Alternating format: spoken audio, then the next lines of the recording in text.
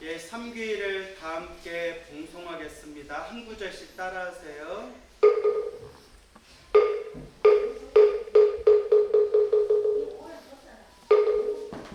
거룩한 부처님께 귀의합니다.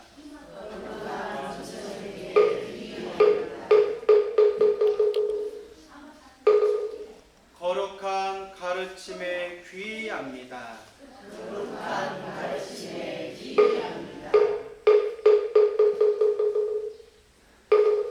거룩한 스님들께 귀의합니다.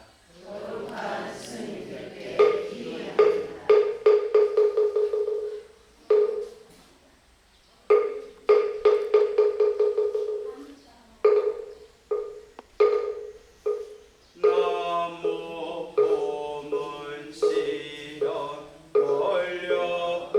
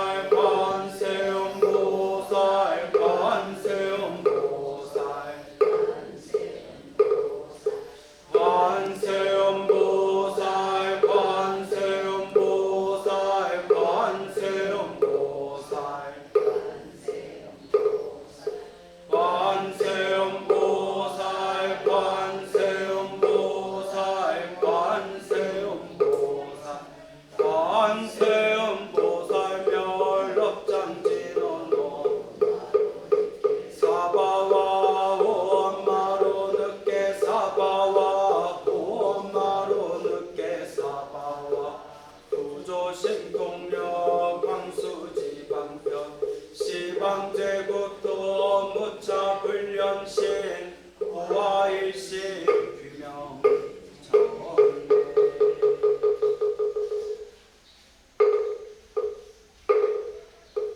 나무 남방화주 대원 본존 지장보살 지장보살 지장보살 지장보살 지장보살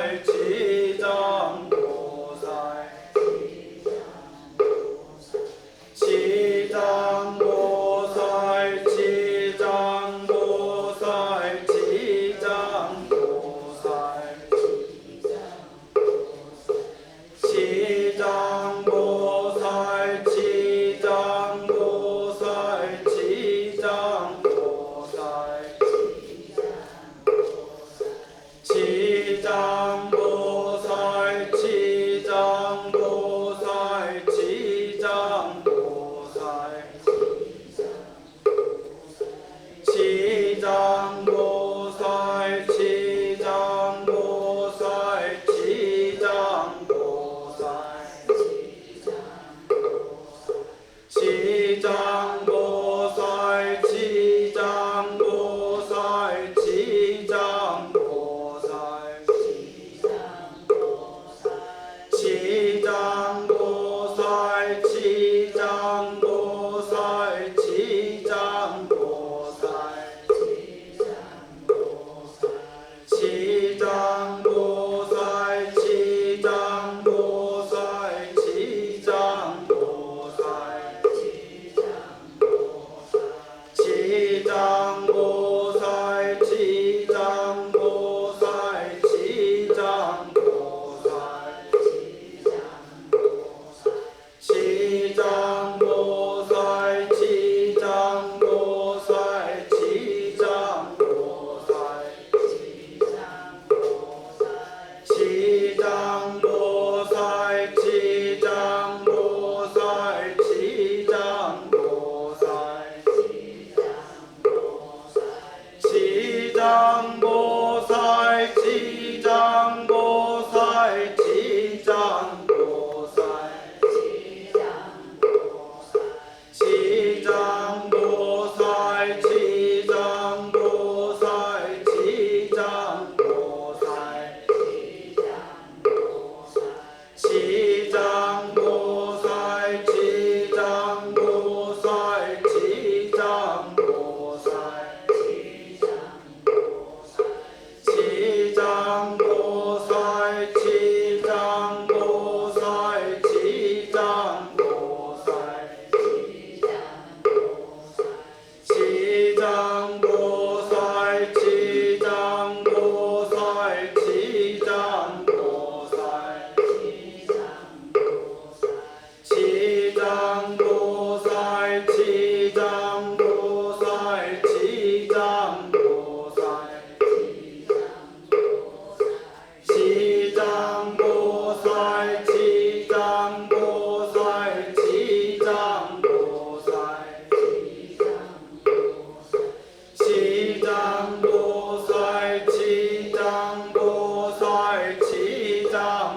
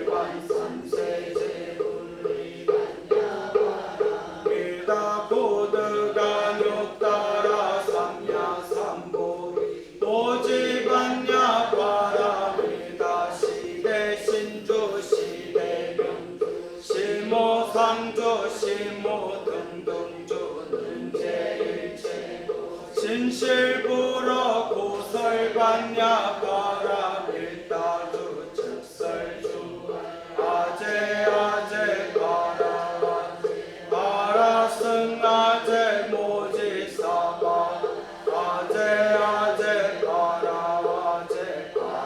승아재 모지사바 아재 바라 승아재 모지사바.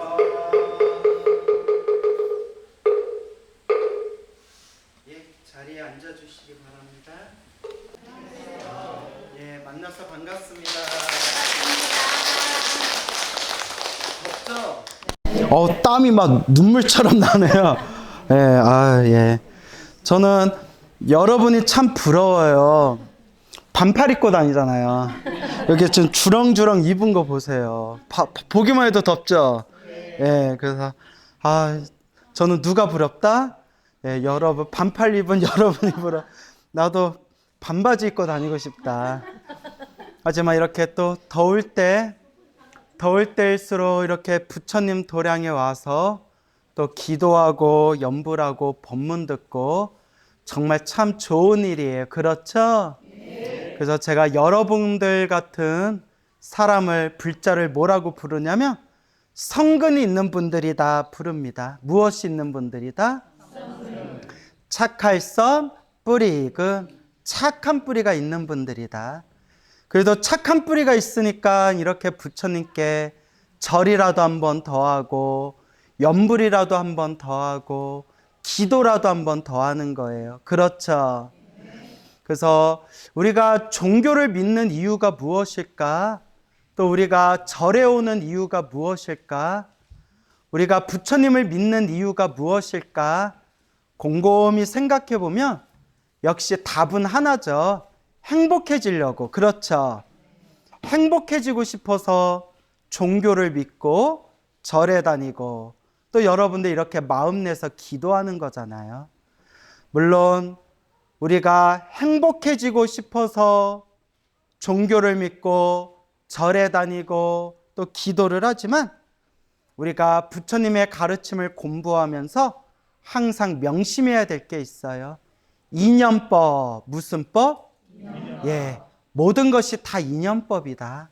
그리고 인연법을 다른 말로 인과법이라고도 불러요. 무슨 법? 인과법. 내가 지은 원인 따라 무엇을 받는다? 그 결과를 받는다. 우리 앞에 펼쳐진 행복도 불행도 다 누가 지은 인연법이다? 예, 다 내가 지은 업의 인연법이다라고 부처님이 분명히 말씀하셨어요. 그래서 여러분들이 행복해지고 싶으면 뭐 하고 싶으면? 행복해지고 싶으면 좋은 업을 지어야 돼요. 무슨 업을 지어야 된다? 좋은 업, 선업, 좋은 인연을 닦아야 합니다. 그래서 여러분 우리가 이렇게 부처님을 향해서 연불하고 기도하고 공덕을 닦는 것 자체가 우리가 지금 어떤 인연을 짓고 있는 거다? 예, 선업, 좋은 인연을 짓고 있는 겁니다. 그래서 행복해지고 싶다면 행복해질 수 있을 만한 좋은 업의 인연을 지어야 된다라고 부처님께서 누누이 말씀하셨고 큰 스님들께서 간곡하게 말씀하셨습니다. 그래서 제가 항상 불자분들한테 드리는 이야기인데 연불이 습관이 돼야 된다. 무엇이 돼야 된다? 습관. 연불이 뼛속까지 습관이 돼야 돼요. 그래서 옛 어른 스님들은 뭐라고 표현하셨냐면 자나깨나 연불한다라고 표현하셨어요. 어떻게 연불한다? 자나깨나 연불한다. 그래서 이 연불이 습관이 딱 배겨야 됩니다. 그래서 잠꼬대 할 때에도 뭐 할 정도가 돼야 된다? 연불할 정도가 돼야 된다. 그렇게 자나깨나 연불할 정도가 돼야 여러분들 팔자가 좀 바뀌어요. 어설프게 기도하면 부처님 영험도 어떻게 받는다? 어설프게 받아요. 기도도 애매하게 기도하면 가피도 어떻게 받는다? 애매하게 받아요. 우리가 타고난 업보대로 살아간다라고 표현하잖아요. 그렇죠? 그 업을 바꾸려면 그 업을 바꿀 수 있을 만큼 간절하게 해야 된다. 그래서 여러분, 우리가 행복해지기 위해서 기도를 하고, 기도를 통해서 내 업장을 소멸하고, 또 업장이 소멸한 그 자리에 선업과 공덕이 늘어나게 되는데, 어떤 기도를 하든 부처님을 향한 기도는 하나로 통합니다. 부처님을 향한 기도는 어떻게 된다? 하나로 통해요. 그러니까 어떤 기도를 하든 어떤 연부를 하든 간절하게 해야 돼요. 어떻게 해야 된다? 간절하게 해야 된다.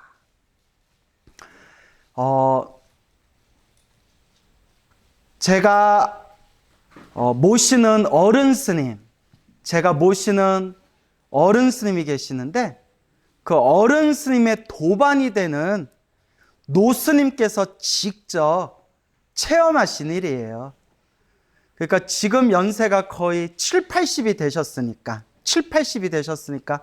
지금으로부터 거의 막 50년 전쯤 일이에요. 50년, 한 5, 60년 전쯤 일에 20대 젊은 스님이 있었어요.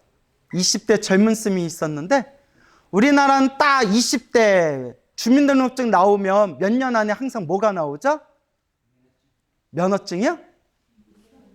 면허증이면 운전면허를 통과해야 면허증이 나오고 입대 영장이 나오잖아요. 그렇죠. 아유, 군대를 안 갔으니 그렇죠. 입대 영장이 오잖아요. 근데 옛날에는 군대가 엄청 험악했대요. 실제로 우리 뭐 그것이 알고 싶다라든가 PD수첩이라든가 그런 다큐멘터리 뭐 그런 채널 같은 데 보면 예전에는 군대에서 의문사도 엄청 많았대요.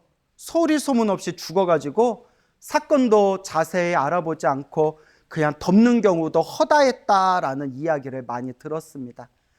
그러니까 5, 60년 전에는 얼마나 군대가 험악했겠어요. 그렇죠, 여러분.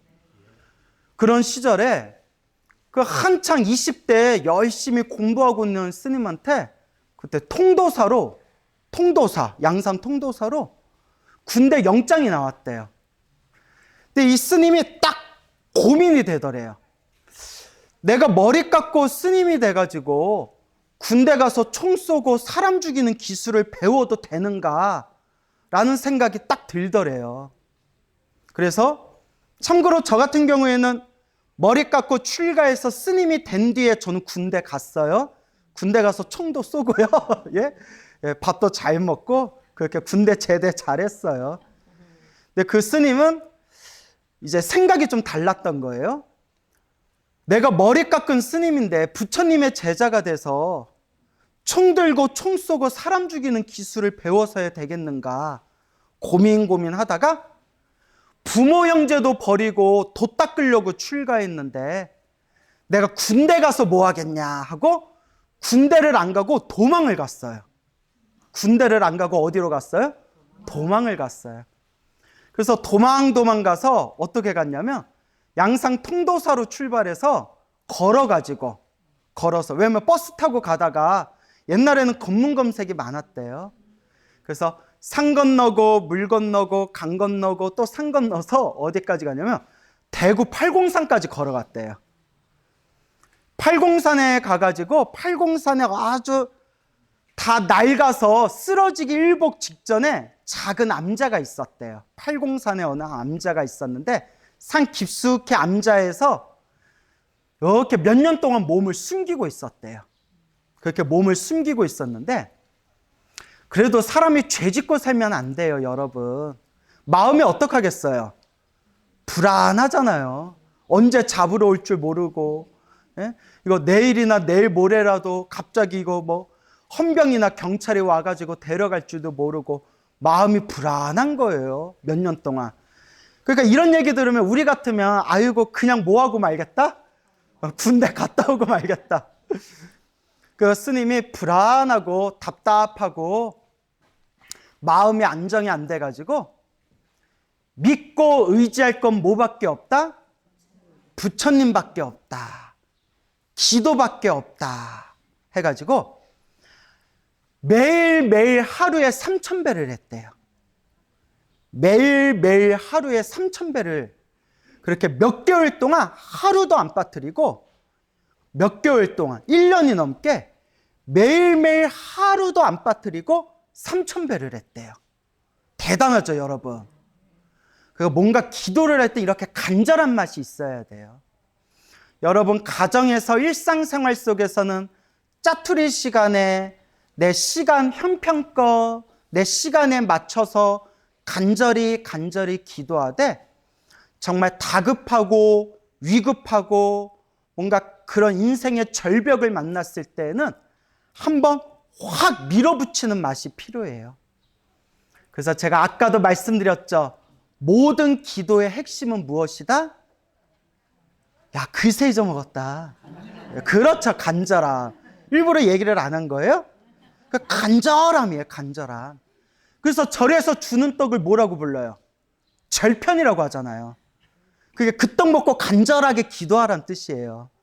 보통 이런 이야기하면 웃어주는데, 예, 아 됐어요. 예? 자, 그래요. 기분 상했어요.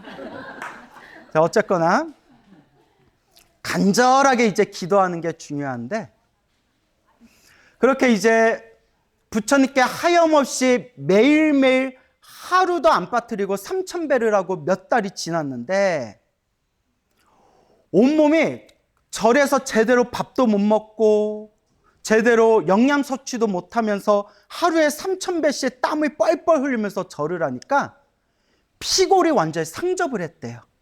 완전 그냥 뼈하고 정말 핏줄만 남은 것처럼 온몸에 살이 쭉 빠졌는데 어느 날 3,000배를 하고 이렇게 법당 앞에 나오는데 절 앞에 웬 처음 보는 중년의 여성, 옷을 잘 빼입은 여자 2명이서 여기 맞지? 여기 맞지? 어머, 여기 맞나 봐. 막 이러더래요.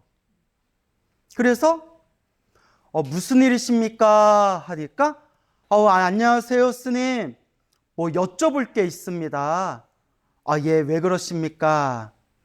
저희가 여기 암자에 처음 오는데 갑자기 이런 질문에서 조금 죄송한데 혹시 이 절에서 이 암자에서 정말 필요한 게 있습니까? 이러더래요. 필요한 게 있습니까? 갑자기 여자 2명이 나타나더니 필요한 게 있습니까? 아니, 여기는 뭐 스님도 없고 신도들 잘 안 오고 별로 필요한 거 없습니다.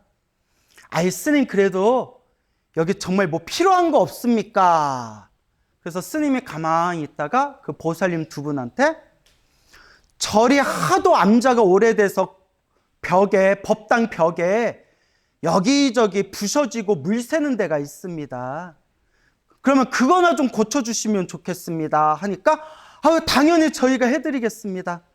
뭐 얼마가 들든 저희가 여기 법당 보수공사 해드리겠습니다. 하더래요. 그래서 스님이 아이고 참 불심이 깊은 신도다라고 생각하고 있는데 그 보살님이 우물쭈물하더니 스님한테 딱 이렇게 얘기하더래요. 스님, 사실은 저희가 드릴 말이 있습니다. 저희가 올케와 시누이 사이인데 얼마 전에 제가 꿈을 꿨는데 산속 깊은 곳에 암자가 보이는데 처음 보는 절이었습니다. 또렷하고 생생하게 이렇게 작은 오래된 암자가 보이는데 처음 보는 절이었는데 깨고 나서 이상하다 싶어서 우리 시누이한테 야, 나 이상한 꿈을 꿨어. 꿈을 꿨는데 처음 보는 절인데 아주 오래된 암자가 보였는데 너무나 생생한 꿈이었어 하고 얘기를 했더니 시누이가 깜짝 놀라면서 뭐라고 얘기하더라? 저도 똑같은 꿈을 꿨어요 이러더라는 거예요. 올케하고 시누이가 똑같은 꿈을 꾼 거예요. 서로 말을 맞춰보니까 같은 날 동시에 똑같은 꿈을 꾼 거예요. 여러분들 같으면 그냥 넘길 수 있겠어요? 없겠어요? 그냥 못 넘기죠.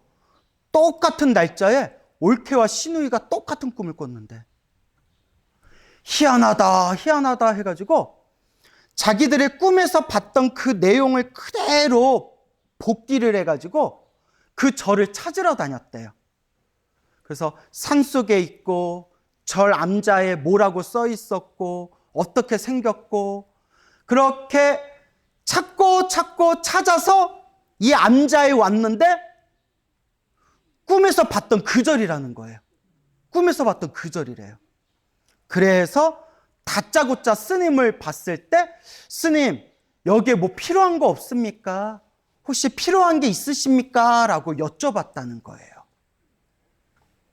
그때 스님이 딱 듣고 너무 신기해가지고 가만히 있다가 스님께서 이것도 인연이겠다 싶어가지고 그 두 분 보살님한테 이렇게 얘기했대요. 사실은 나도 솔직하게 얘기하겠습니다. 내가 군대 영장이 왔는데 내가 머리 깎고 스님이 돼서 어떻게 총을 쏘고 사람 죽이는 걸 연습할 수 있겠냐, 어떻게 사람 죽이는 방법을 내가 배울 수 있겠냐 하고 군대 영장이 왔는데 내가 지금 도피 생활을 하고 있다. 마음이 너무 답답하고 불안해서 내가 매일매일 하루도 쉬지 않고 3000배 기도를 올리고 있는 중이었다 하니까 그때 보살님 한 분이 깜짝 놀라면서 아이고 스님 제가 왜 왔는지 알겠습니다 이러는 거예요. 우리 남편이 병무청에서 일합니다 이러더래요. 우리 남편이 어디서 일한 말이다? 병무청에서 일합니다. 진짜 있었던 일이래요. 왜 부처님이 이 절을 왜 보여줬는지 알겠습니다. 누구 만나라고? 스님 만나라고 우리를 보냈나 봅니다. 그 부처님도 딱 알고 남편이 누구인 보살님 보낸 거예요? 병무청에 높은 자리에 있으신 분 마누라를 보낸 거예요. 그래서 스님 조금만 기다려 보십시오. 제가 조만간 연락 한번 드리겠습니다. 해서 이제 그 보살님 두 분이 집으로 돌아갔는데 이제 스님은 이게 꿈이야 생시야 이런 일이 다 있네. 정말 연락이 오려나 하고 기다리고 있는데 며칠 후에 연락이 딱 온 거예요. 스님 우리 남편이 그러는데 아무 걱정하지 마시고 일단 신검이 나오면 신검 받으시랍니다. 이렇게 연락이 왔다는 거예요. 신검 받으시랍니다. 그래서 얼마 후에 신검 날짜가 잡혔을 때 에라이 모르겠다. 부처님만 믿고 가보자 하고 딱 가서 신체 검사 받자마자 뭐 받았을까요? 면제하고 병역 면제를 받았대요. 예, 삐쩍 말라가지고 밥 안 먹고 3000배 했으니까 밥 안 먹고 1년 가까이 3000배 하는 바람에 삐쩍 말라가지고 면제를 받았다. 그래서 정말 병역 면제가 됐어요. 예. 그리고 그 두 분 보살님들도 또 좀 있는 집이었나 봐요. 있는 집이었나 봐. 부처님이 꿈에 나타나서 현몽하신 암자인데 우리가 어떻게 모시지 않을 수 있겠냐 해가지고 법당 보수공사를 싹 해줬대요.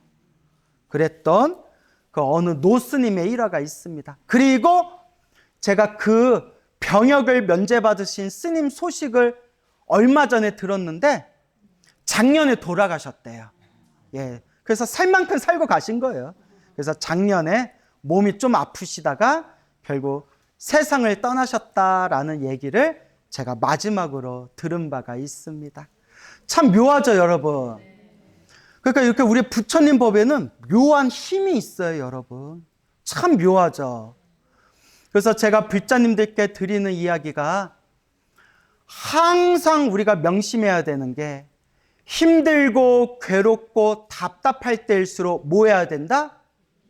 간절하게 기도해야 된다라는 걸 우리가 꼭 명심해야 됩니다. 우리 부처님께서 분명히 말씀하셨지만 행복도 불행도 다 누가 지은 업의 인연이다? 다 내가 지은 업의 인연이다 라고 부처님께서 분명히 말씀하셨습니다. 그래서 제가 불자님들께 요새 이런 말씀을 자주 드리는데 어떤 사람은 절에 한 번도 안 다니고 기도 한 번 안 하고 부처님 오신 날에 연등 한 번 안 달고 백중 기도 때 백중 위패 한 번 안 달았는데도 하는 일마다 모든 일이 술술 풀리는 사람들이 있어요. 그렇죠? 그런 사람들은 그만큼 전생에 뭘 많이 지은 걸까요? 전생에 지어놓은 복으로 지금 까먹고 살고 있는 거예요. 그러니까 과거에 적금을 두둑하게 적금 통장에 이제 두둑하게 저금을 많이 해가지고 지금 일 안 하고 핑핑 놀면서도 자기가 저금한 돈을 까먹고 살고 있는 거예요. 이번 생에 기도도 안 하고 절에도 안 다니지만 하는 일마다 술술 풀리는 사람들은 그만큼 전생에 무엇을 많이 지었기 때문이다? 복을 많이 지었기 때문이다. 하지만 이번 생 지금 뭐 하고 있는 거예요? 그 복을 지금 다 써먹고 있는 거예요.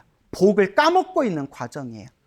그러면 반대로 절에 열심히 다니고 기도도 열심히 하고 부처님 오신 날에 연등도 잘 달고 백중기도 때 위패도 꼬박꼬박 올렸는데도 하는 일마다 힘들고 괴롭고 좀 답답한 사람들이 있어요. 그렇죠? 그것도 언제 지은 업보를 지금 갚고 있는 거예요? 전생에 지은 업보를 지금 갚고 있는 거래요. 근데 이거 여러분 이거 꼭 명심하세요. 제가 늘 드리는 이야기지만 기도를 열심히 했는데 안 좋은 일이 생기는 것은, 기도를 많이 했는데 나쁜 일이 생기는 것은 크게 받을 업보를 어떻게 받고 있는 것이다? 크게 받을 업보를 작게 받고 있는 과정이다라는 것을 마음에 꼭 되새기셔야 됩니다. 크게 갚아야 할 빚을 어떻게 갚고 있는 거다? 작게 갚고 있는 거다라는 것을 반드시 명심하셔야 됩니다. 아시겠죠? 네. 예전에 중국 불교, 근대 중국 불교의 큰 스님이셨던 허운이라는 스님이 계셨어요. 어느 스님? 허운 스님. 중국 불교의 아주 유명한 큰 스님이세요. 그래서 그 중국 불교의 유명한 큰 스님이신데 어머니가, 그러니까 이 스님이 120살을 사셨어요. 120살을 사셨는데 1950년대에 아마 입적하셨을 거예요. 1950년대. 120살을 사시고 1950년대 이제 우리나라 한 6.25 전쟁 때 그때 이제 입적을 하셨는데, 허운 화상이라고요? 어머니가 이 허운 스님을 낳자마자, 아들을 낳자마자 그 자리에서 놀래가지고 죽으셨대요. 왜 놀랬냐? 아이를 낳았는데 아이가 울지를 않더래요. 그리고 산모가 애를 낳는데 울지를 않고 옆에서 애 받아준 사람이 어구구구 하고 놀라더래요. 왜 그런가 하고 딱 봤더니 애가 태어난 게 아니라 살덩어리로 덮인 알을 낳았대요. 여러분 옛날 우리 신화에 보면 알을 낳았다라는 얘기 있죠. 그래서 경주김씨 시조 김알지, 박혁거세, 박에서 태어났다, 알에서 태어났다 이런 얘기 있잖아요. 그죠? 들어보셨죠? 살덩어리로 덮인 알을 낳고 그거 보고 충격받아서 어머니가 돌아가셨대요. 그래서 사람들이 희한하다 생각해서 그 막으로 덮인 알을 칼로 싹 잘라보니까 그 안에 누가 있었다? 아이가 있었다. 그 아이가 허운 스님이세요. 근데 우리가 옛날에 이런 얘기 들으면 믿거나 말거나 신화 속 이야기겠지 생각했는데 아니래요. 여러분 제가 인터넷에서 유튜브에서 직접 봤는데 우리 지구상에 정말 몇백만 명분의 1의 확률로 엄마 뱃속에 있을 때 그 양수 있죠, 양수. 그 양수에 그 막에 덮여가지고 태어나는 애들이 있대요. 실제로 있대요, 여러분. 저 그 유튜브에 찾아보면 나올 거예요. 저도 봤거든요. 그러면 요새는 그게 큰 병이 아니래요. 이렇게 막이 깨지지 않은 채 막에 뒤덮여가지고 엄마 자궁에서 나오는 애들이 몇백만 분 1의 확률로 있대요. 근데 놀라지 말고 그 애가 안 다치게 이렇게 날카로운 메스를 살짝 자르면 그 안에 건강한 아기가 있대요. 그러니까 이게 신화 속의 이야기가 아니에요. 실제로 지금도 일어나고 있는 일이래요. 여러분들 중에는 혹시 알 낳은 분 안 계세요? 안 계세요? 뭐 없으면 말고요. 그래서 이 허운 스님이 어린 나이에, 젊은 나이에 이제 머리를 깎고 출가했는데, 나이가 40이 넘었을 때 문득 이런 생각이 들더래요. 내가 이 나이가 되도록 깨닫지를 못했구나. 그리고 나 때문에 어머니가 돌아가시고, 내가 출가하고 나서 우리 아버지도 슬픔 속에 돌아가셨는데, 내가 부모님 은혜를 갚아야 되겠구나. 그래서 지금까지 깨달음을 얻지 못한 자기 자신을 참회하고, 그리고 돌아가신 부모님의 영가가 천도되기를 발언하는 마음에서 저기 관세음 보살님이 계시다는 보타낙가산, 중국의 보타낙가산에서 문수보살이 계시다는 오대산까지 삼보일배로 절을 하면서 삼보일배 정진을 하셨대요. 어디에서? 따라해보세요. 보타낙가산. 보타낙가산에서 오대산까지 중국의 산을 삼보일배를 하면서 정진을 하셨는데, 이렇게 얘기하면 여러분들 잘 모르겠죠? 자, 어느 정도냐면 서울에서 부산까지 거리의 3배 분량이래요. 몇 배? 서울에서 부산까지 3배 거리를 뭐 하면서 간 거예요? 삼보일배 하면서 갔대요. 삼보일배 하면서. 삼보일배를 하면서 가다가 한 3년이 걸렸대요. 3년을 삼보일배 하면서 간 거예요. 근데 어떻게 가냐면 큰 수레에다가 옷이랑 이불이랑 소치 왜 필요해요? 길에서 밥 끓여 먹어야 되니까. 소치랑 쌀이랑 작은 수레에다가 이렇게 이렇게 쌓아놓고 그거를 끌고 가면서 삼보일배 하는 거예요. 잡고서 3번 걷고 절 1번 하고, 3번 걷고 절 1번 하고, 못 끌고 수레 끌면서 얼마나 힘들겠어요. 그렇게 이제 3년을 그렇게 삼보일배를 해가지고 오대산에 도착했는데 한겨울이었대요. 이제 조금만 더 가면 이제 오대산이 눈앞에 보일 거리까지 이르렀는데, 그 오대산이 춥고 눈이 많이 오기로 유명하대요. 그 오대산을 이제 코앞에 두고 눈이 너무 많이 내려서 일주일 동안 작은 오두막에 갇혀 지냈대요. 눈이 너무 많이 쌓여가지고. 눈을 뚫고 갈 수가 없으니까.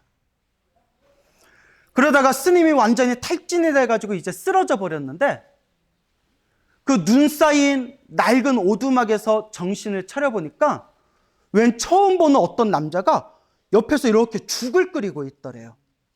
그래서 허운 스님이 이렇게 누워가지고 누구세요? 했더니 아무 말 말고 그냥 쉬고 계시라고. 이렇게 죽을 끓여가지고 허운 스님이 입에다 이렇게 죽도 넣어주고 몸도 따뜻하게 보살펴주고, 그렇게 눈 속 오두막에서 며칠 지나면서 몸을 이렇게 이제 체력을 되찾았대요. 그러면서 서로 이런저런 얘기를 나누는데 허운 스님이 그 남자한테 너무 고맙습니다, 거사님. 너무 고맙습니다. 거사님 이름이 무엇입니까? 예, 저는 문길이라고 합니다. 뭐라고 합니다? 문길이라고 합니다. 문길이라고 하십니까? 저는 허운이라고 합니다. 하면서 그렇게 얘기를 나누다가 이렇게 눈이 많이 녹았대요. 그러니까 허운 스님이 저는 이제 오대산으로 출발해야 됩니다 하니까 나도 그쪽 방향으로 가니까 같이 갑시다 하면서, 스님, 수레는 내가 끌고 갈 테니까 스님은 그냥 절만 하고 가십시오. 수레는 복 짓는 마음으로 제가 끌고 가겠습니다. 여러분, 수레 끌면서 삼보일배 하다가 수레는 옆에 있는 사람한테 맡기고 홀몸으로 삼보일배 하니까 얼마나 홀가분하겠어요. 그죠? 그 며칠 동안 서로 친하게 지내면서 문길거사가 옆에서 수레 끓여주고 밥때가 되면 밥 끓여서 먹여주고, 그렇게 아주 수월하게 오대산 밑에까지 왔대요. 그래서 오대산 거의 다 도착했을 때쯤에 문길거사가 하는 얘기가, 제가 급한 일이 생겨가지고 먼저 가야 될 것 같습니다. 스님, 이제 오대산이 얼마 남지 않았으니까 여기서부터는 스님이 직접 오십시오. 제가 사정이 생겨서 먼저 좀 가야겠습니다. 그러니까 지금 같으면 휴대폰이 있으니까 그 번호 좀 찍어주세요. 나중에라도 만나면 내가 녹차라 작살차라도 한 잔 드리게, 우리 보이차라도 한 잔 하게, 저기 연락처 좀 찍어주세요 하면 되는데 옛날 휴대폰이 있어요, 없어요? 거사님, 너무나 고마우신 거사님, 내가 거사님 보려면 어떻게 해야 됩니까? 오대산 절에 올라오시면 오대산에서 나 모르는 사람이 없습니다. 오대산에서 나 모르는 사람이 없으니까 아무 걱정하지 마시고 오대산에서 만납시다 하고 거사님이 먼저 갔대요. 문길거사님이. 그래서 허운 스님이 이제 몸의 체력도 회복했겠다. 수레를 끌면서 마지막 남은 그 길을 정성껏 삼보일배 하면서 드디어 며칠 만에 오대산 문수도량 청량사에 딱 도착을 하게 된 거예요. 법당을 돌면서 부처님, 관세음보살 보타낙가산에서 이 오대산 문수도량까지 3년여에 걸쳐서 삼보일배를 하면서 왔습니다. 부처님, 관세음보살님, 문수보살님 하고 법당을 돌면서 절을 했대요. 여러분, 얼마나 대단해요. 삼보일배를 몇 년 한 거예요? 3년을 한 거예요. 얼마나 대단해요. 이런 날씨에 삼보일배 했다고 해보세요. 그렇게 삼보일배를 다 마치고 난 뒤에 오대산 문수도량을 돌면서 법당마다 부처님과 불보살님께 인사를 나눈 뒤에 딱 생각나는 사람이 누구였을까요? 문길거사. 그래서 오대산에서 오고 가는 사람들한테 여기 혹시 문길이라는 사람 있습니까? 문길이라는 사람 있습니까? 문길이요? 아니요, 처음 듣는데요? 그런 일은 처음 듣습니다. 이상하다. 분명히 오대산에서 자기 모르는 사람이 없을 거라고 했는데 왜 아는 사람이 없을까? 희한하다. 거짓말할 사람은 아닌데 희한하다 하고 계속 문길거사를 찾고 있었는데 도저히 찾을 수가 없어서 지칠 때쯤 저서 어느 노스님이 자기를 찾더래요. 그래서 자기 찾는다는 소리를 듣고 그 오대산의 노스님을 딱 찾아가니까 노스님이 그대가 문길거사를 찾는다는 스님이시오. 예, 그렇습니다. 그 거사님은 왜 찾습니까? 그래서 자기가 저 보타낙가산에서 요 오대산까지 오는데 3년 동안 삼보일배를 하면서 오대산에 이제 다 올 때쯤에 큰 눈이 내려가지고 작은 움막에 갇혀서 사경을 헤매고 있을 때 자기를 옆에서 도와주고 자기를 옆에서 시봉해준 거사님인데 내가 어떻게든 평생 은혜를 갚아야 됩니다.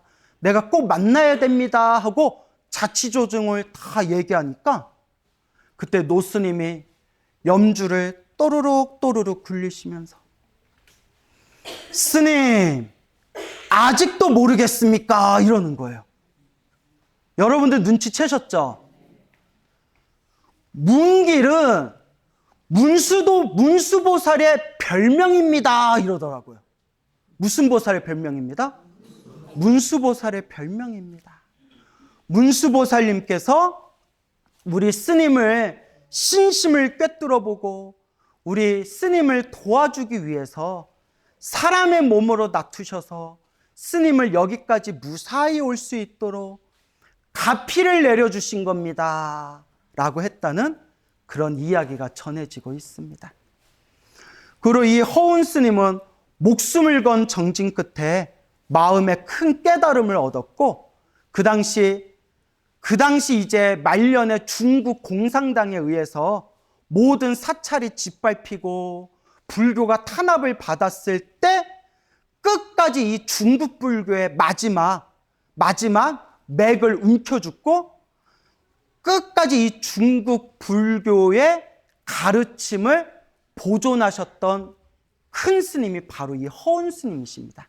그래서 지금 중국 불교의 큰 스님들이, 지금 활동하고 있는 중국 불교의 큰 스님들이 거의 7, 80%가 누구의 자손이시다?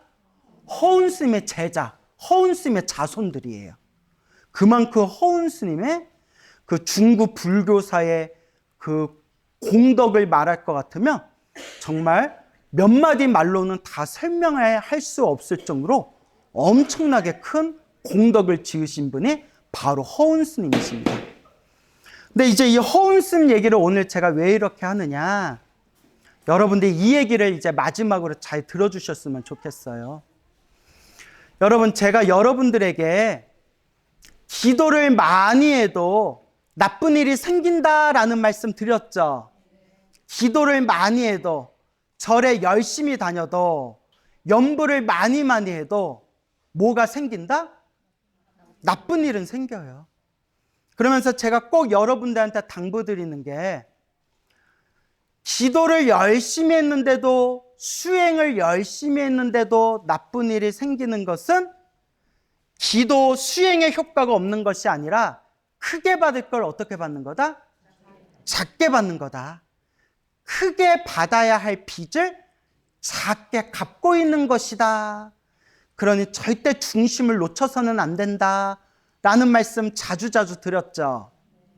그래서 우리 큰 스님들, 깨달음을 얻었다는 큰 스님들도 막 몸이 아프신 큰 스님도 계셨고, 사람들의 모함을 받으신 큰 스님도 계셨고, 멀리 귀향을 가셔가지고 혹독한 고초를 겪었던 큰 스님들도 계셨어요. 누구보다도 수행을 많이 하시고, 누구보다도 염불을 많이 하시고, 누구보다도 참선을 많이 해서 깨달음을 얻었는데도 인생의 큰 역경을 만났던 큰 스님들이 많으셨어요.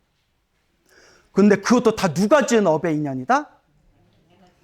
다 자기가 지은 업의 인연이에요. 그래서 허운 스님께서 연세가 약 100살이 넘었을 때, 100살 정도 넘었을 때, 아까 몇 살에 돌아가셨다고 했죠? 120살에 돌아가셨다고 했죠?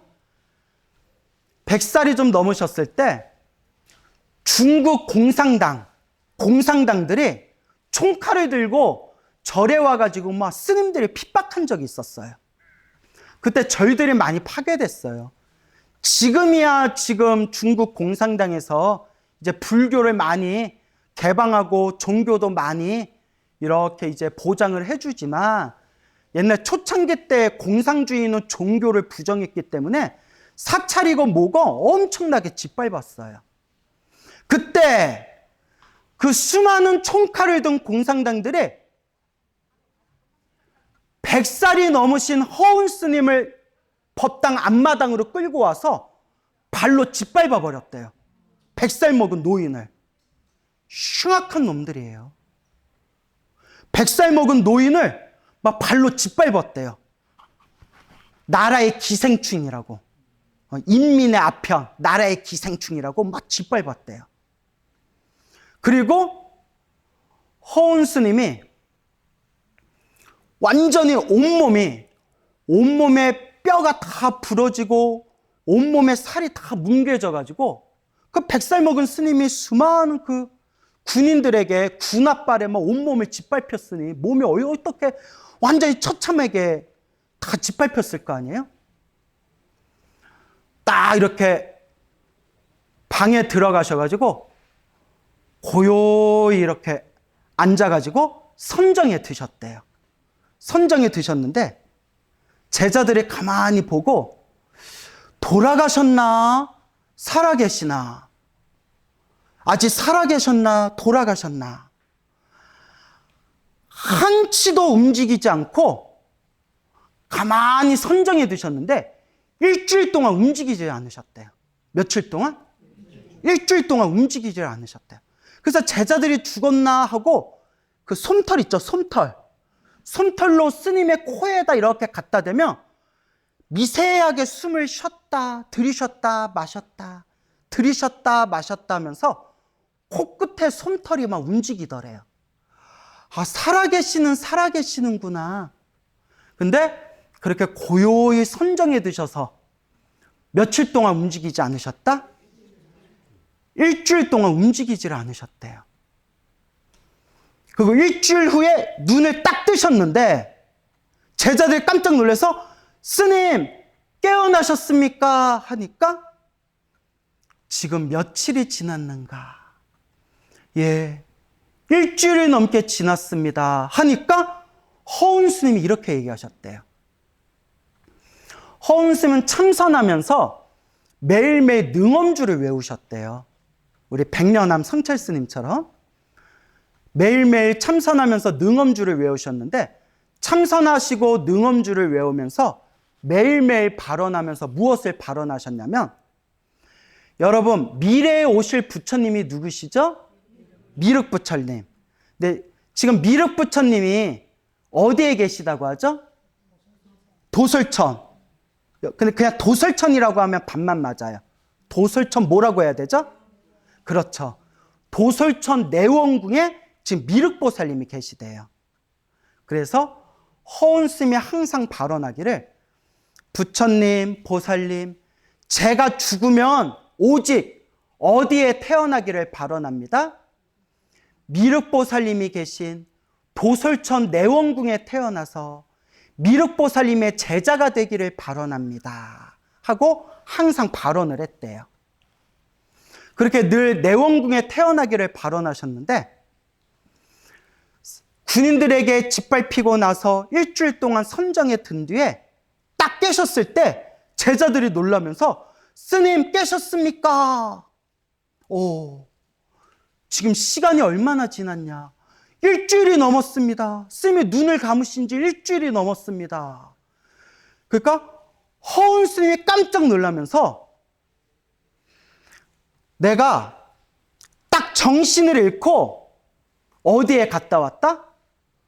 도솔천 내원궁에 갔는데 도솔천 내원궁에서 딱 미륵보살님 눈앞에서 미륵보살님 만나 뵙고 미륵보살님께 인사드리고 짧은 법문 하나 듣고 왔는데 벌써 며칠이 지났구나? 일주일이 지났구나 하고 깜짝 놀라 하시더래요. 그 생사가 왔다 갔다 하는 그 일주일 동안 어디 가서 법문 듣고 오신 거예요? 도솔천 내원궁에서 법문을 듣고 오셨다. 그러면서 제자가 이렇게 얘기하더랍니다. 스님같이 수행을 많이 하시고 깨달음을 얻으신 분이 왜 이런 고난을 당하셔야 합니까? 하니까 그때 허운 스님이 딱 하신 말씀이 이게 중요해요, 여러분. 전생에 지은 내 빚을 갚은 것이다. 무엇을 갚은 것이다? 빚을 갚은 것이다. 누가 지은 업을 갚은 것이다? 내가 지은 업, 빚을 갚은 것이다 라고 말씀하시고 그 도솔천 내원궁에 가셔서 법문 듣고 돌아오신 그 꿈을 꾸시고 난 뒤에 몸에 흔적도 없이 몸이 건강을 쾌차하셨다. 그리고 마저 몇 년을 더 사셔서 건강한 몸으로 120살에 세상을 떠나셨다라는 허운 스님의 일대기가 지금까지 전해지고 있습니다. 제가 왜 이런 말씀 드리는 줄 알겠죠? 허운 스님같이 깨달음을 얻으시고 항상 염불하시고 항상 능엄주를 외우셨던 큰 스님도 자기가 지은 업보를 피해가기가 쉽다 어렵다? 어렵다. 왜 어렵냐? 팔만대장경에도 나와요. 크게 받을 걸 어떻게 받는 거다? 작게 받는 거다. 효과가 없는 게 아니라 크게 받을 업을 어떻게 받고 작게 받고 크게 갚아야 할 빚을 어떻게 받은 것이다? 작게 받은 것이다. 라는 걸 우리가 명심해야 됩니다. 아시겠죠? 그러니까 우리가 좀 기도하다가 힘들고 괴롭고 나쁜 일이 생겼다고 서러워하거나 노여워하거나 좌절하면 돼요, 안 돼요? 안 돼요. 다 기도하면서도 나쁜 일이 생긴 것도 누가 지은 업이다? 내가 지은 업이고 크게 받을 걸 어떻게 받는 거다? 작게 받는 거다. 무슨 말인지 알겠죠? 그러니까 여러분 저도 매일매일 염불을 짜투리 시간마다 염불을 부지런히 염불해요. 저도 깨어날 때 연불로 깨어나고 잠들 때 연불로 자요. 항상 연불을 안 놓치려고. 물론 큰 스님들에 비하면 발 뒤꿈치에 묻은 먼지만큼도 못하지만 나름대로 연불을 열심히 하려고 하고 정말 기적 같은 가피를 많이 받았어요. 정말 저는 부처님 가피를 의심할 수가 없어요. 제가 받아봤기 때문에. 그렇지만 그렇게 연불하고 기도하는 저도 나쁜 일이 생길까요? 안 생길까요? 저도 살다 보면 언짢거나 나쁜 일이 생겨요.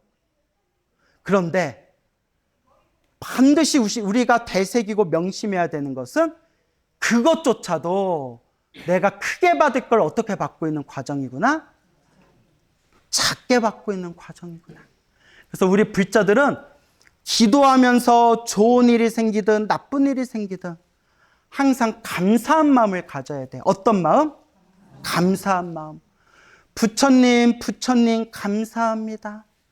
제가 기도하고 연불하고 수행하고 공덕을 닦아서 제가 이렇게 부처님 가피 아래 살아가고 있습니다. 기도하다가 힘들고 괴롭고 나쁜 일이 생기더라도 제가 크게 받을 걸 어떻게 받고 있는 겁니다? 작게 받고 있는 겁니다.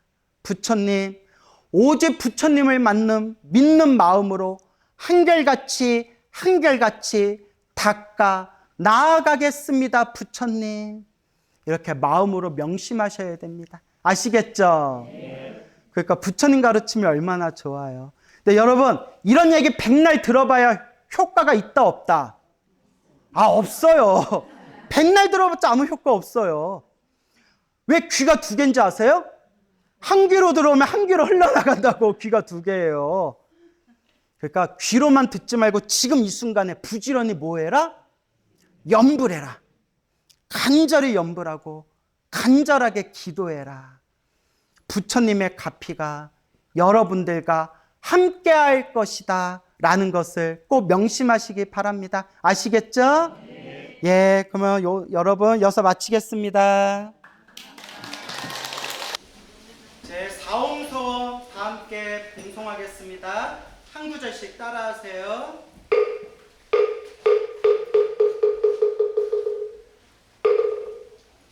중생을 다 건지오리다.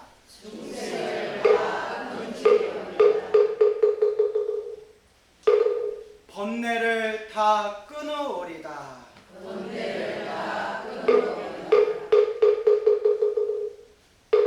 법문을 다 배우오리다.